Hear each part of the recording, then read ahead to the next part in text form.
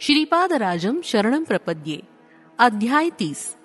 श्रीपाद श्रीवल्लभ महासंस्थान निर्माण होईल असं श्रीपाद प्रभूंनीच सांगितलं. नाथ संप्रदायाप्रमाणे जीव 64 शाबर तंत्राचा उपयोग करून परमेश्वराशी तादात्म्य पावतो आणि आपला उद्धार करून घेतो. नाथ संप्रदायाचे आदिगुरु श्री दत्तात्रेय भगवानच आहेत. आपणासमोर बसलेले श्रीपाद श्रीवल्लभ हे साक्षात दत्तात्रेयच आहेत.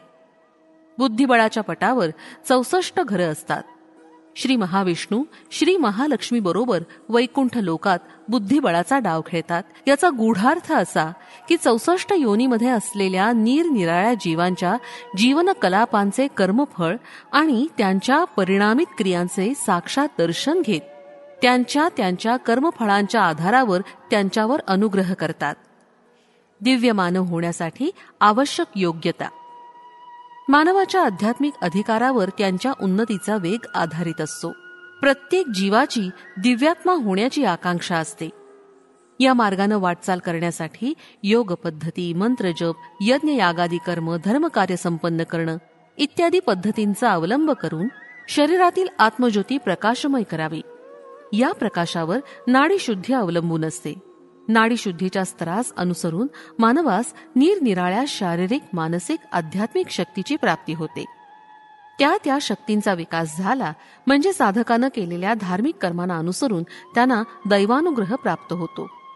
श्रीपाद प्रभू पुढे म्हणाले, शंकर भट्टा, भविष्यात माझं महासंस्थान श्री पीठिकापुरातील माझ्या जन्मस्थानीच निर्माण होईल. श्री पीठिकापूर, श्यामलांबापूर आणि वायसपूर अग्रहार हे तिन्ही मिळून एक महानगर होईल. माझ्या देवस्थानाचं दर्शन घेण्यास येणाऱ्या भक्तांची मुंग्यांप्रमाणे रीघ लागेल. कलियुगात अनेक आश्चर्य घडतील. वशिष्ठ महामुनींचा अंश घेऊन जन्माला आलेला एक साधक श्रीपाद श्रीवल्लभ संस्थानाचा पुजारी नेमला जाईल. त्याच्याबरोबर मी किती दिव्य लीला करेन याचा अंतच नाही. क्षणोक्षणी दिव्य लीला आणि दिव्य विनोद हे चालतच राहतील. असं बोलून श्रीपाद प्रभूंनी मंद हास्य केलं. ते पाहण्यास सहस्त्रावधी जन्मसुद्धा अपुरेच पडतील. श्रीपाद श्रीवल्लभांचा जय जयकार असो. फलश्रुती उज्ज्वल भविष्य होण्यास.